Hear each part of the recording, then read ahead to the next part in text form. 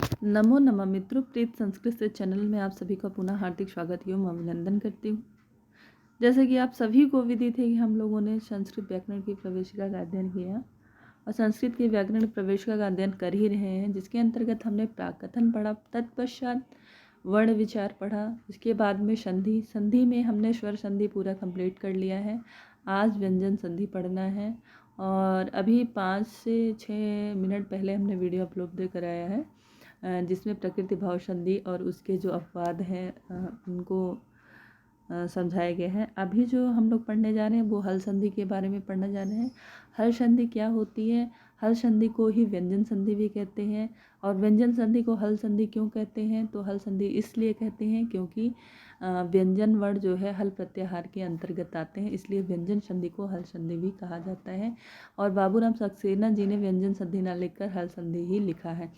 तो हल संधि जैसा कि नाम से ही स्पष्ट है, यानी कि व्यंजन वर्णों में मेल होगा। तो हल संधि क्या करता है कि जब पहले शब्द के आखिरी में व्यंजन वर्ण हो और दूसरे शब्द के पहले वर्ण में स्वर अथवा व्यंजन, स्वर भी हो सकता है और व्यंजन भी हो सकता है, में से कोई एक हो, तो वहाँ पर व्यंजन संधि होती है। यानी जब व्यंजन और स्वर अथवा व्यंजनों का मेल हो तो वहाँ पर व्यंजन संधि होगी। ये आप मोटा मोटा समझ लीजिए। जैसे एक उदाहरण देती हूँ, वाक धन ईशा, वाक धन ईशा। अब आपने देखा ईशा, आपने देखा कि पहला शब्द के आखिरी वर्ण के रूप में व्यंजन आया है। अगर यहाँ पे हल है ना, तो अब ये आधा हो गया, यानी ये व्यंजन है और दूसरे शब्द के पहले वर्ण के रूप में स्वर है और स्वर और व्यंजन का मेल हो रहा है, इसलिए यहाँ पर व्यंजन संधि है। दूसरा उदाहरण आप देखिए, तो दूसरा उदाहरण है सतचित। क्या है? सतचित।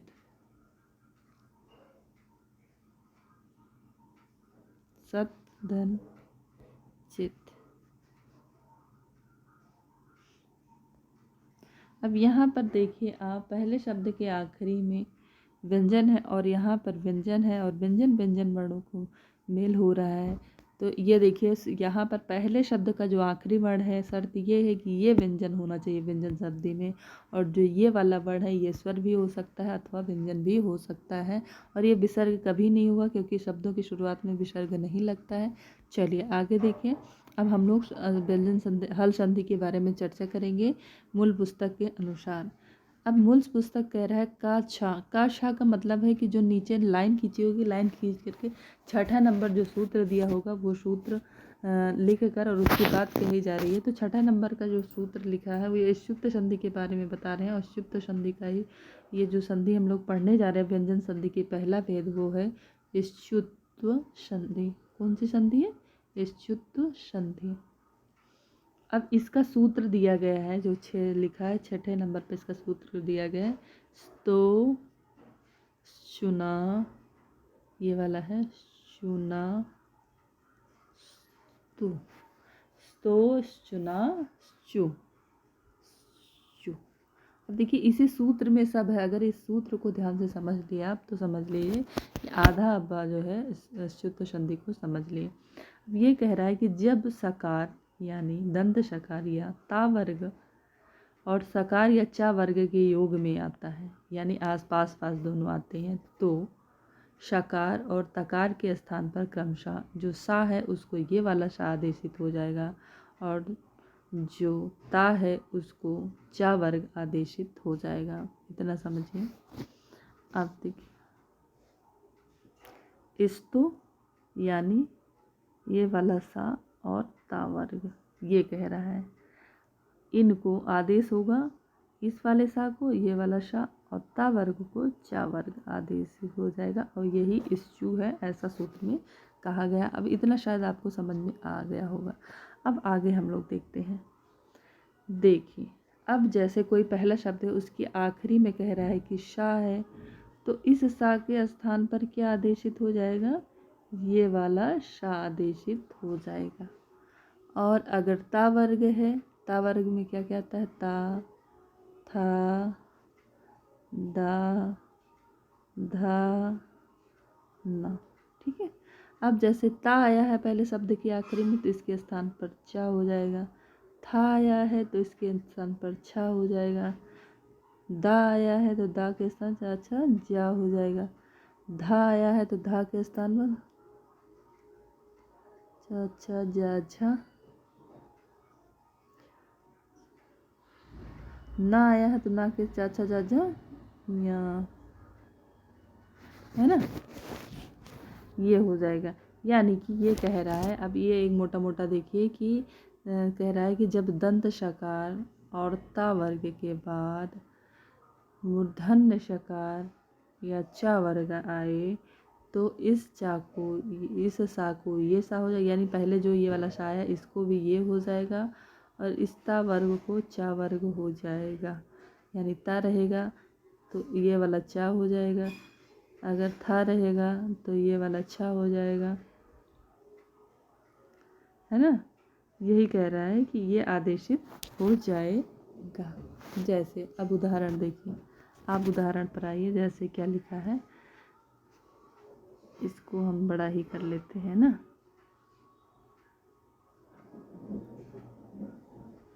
इसको थोड़ा बड़ा ही करके समझा देते हैं क्योंकि उदाहरण तो यहाँ दिया गया है। जैसे पहला उदाहरण दिया गया है, पहला उदाहरण क्या दिया गया है, हरीश, क्या है उदाहरण, हरीश हरीश धन शेते। अब यहाँ पर देखिए, अब हरीश जो है कैसा है, दंत शकार है, यानी पहली शर्त लग रही है। और इसके बाद ठीक बाद ये वाला शा आया है। अब कह रहा है कि इस वाले शा को भी यही आदेशित हो जाएगा। तो अब देखिए इस वाले शा को भी यही आदेशित होगा क्योंकि ये आधा शा है तो ये भी आधा हो जाएगा। तो रूप क्या बनेगा, हरीश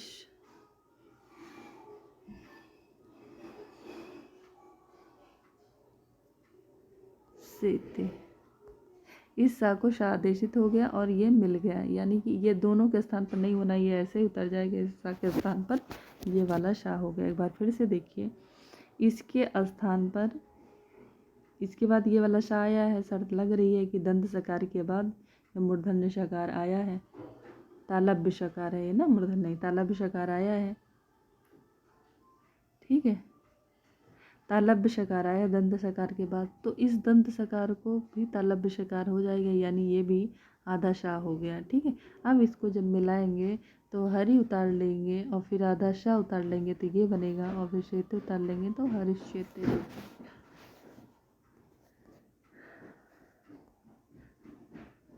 चल, इसी प्रक्रिया में अब हम दूसरा उदाहरण देखते हैं। दूसरा उदाहरण है रामस धन चिनोती।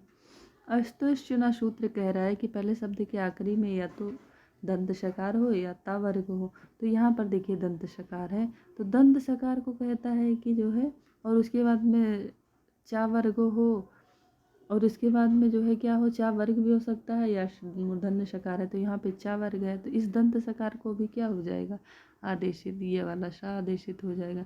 अब यहाँ पर मिलाएंगे तो राम मश बनेगा और चिनोती ऐसे ही, यहाँ पर इसको ऐसे ही लिख दिया जाएगा क्योंकि शुद्ध रूप से लिखना होगा। तो इस तरीके से रूप बनेगा रामस चिनोती, है ना। ये भी ध्यान में रखिएगा, रामस चिनोती, ये सा जो है चा के अंदर जाएगा। चलिए अब अगला उदाहरण देखते हैं। अब ता वाला उदाहरण दिया है, शत धन चित। अब स्तोष्यना सूत्र क्या कह रहा है कि पहले ता जो है मूर्धन्य शकार, वो दंत शकार हो या तो, और उसके बाद में या मूर्धन्य शकार हो या चा वर्ग हो। तो देखिए यहाँ पे ता वर्ग है और ता वर्ग के बाद चा वर्ग है, तो इस ता वर्ग को चा वर्ग आदेशित हो जाएगा, यानी जो ये ता है इसको भी चा लिख दिया जाएगा, यहाँ आधा चा हो जाएगा। तो आप ऐसे बनाएंगे, सच चित, क्या रूप बनेगा, सचित, ठीक है। चलिए अगला उदाहरण देखिए, सारिंग धन जय।